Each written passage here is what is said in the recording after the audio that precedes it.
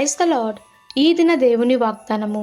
ఇశ్రాయేలులను ఏలబోవువాడు నీలో నుండి వచ్చును.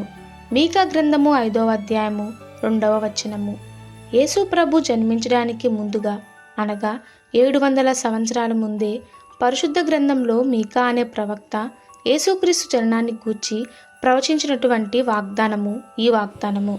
దీంట్లో అద్భుతం ఏమిటంటే ఇశ్రాయేలీయులు 12 గోత్రంలో చాలా చిన్న గోత్రం ఏమిటంటే యూదా గోత్రము. మీకా గ్రంథము 5వ అధ్యాయము 2వ వచనంలో చూసినట్లయితే, బెత్లెహేము ఎఫ్రాతా యూదావారి కుటుంబములలో నీవు స్వల్ప గ్రామమైనను నా కొరకు ఇశ్రాయేలులను ఏలబోవువాడు నీలో నుండి వచ్చును.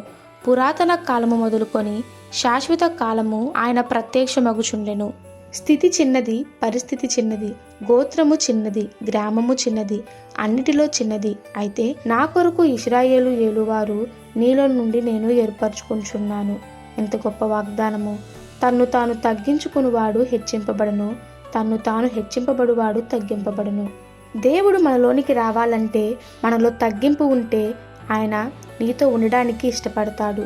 దేవుడు తన్ను తాను తగ్గించుకునుట ద్వారా మనము రక్షింపబడుతున్నాము. దేవుడు ఎవరిని ఏర్పాటు చేసుకుంటాడంటే లోకంలో ఉన్న జ్ఞానులను సిగ్గుపరచుటకు దేవుడు అజ్ఞానులను ఏర్పాటు చేసుకుంటున్నాడు.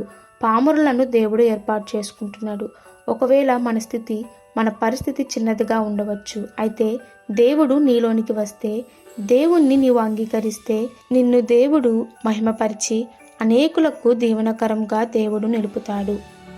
ఈ దిన దేవుని వాగ్దానము మనందరి జీవితంలో నెరవేరులాగున ప్రభు కృప మనకి తోడై ఉండునుగాక. ఆమెన్. God bless you.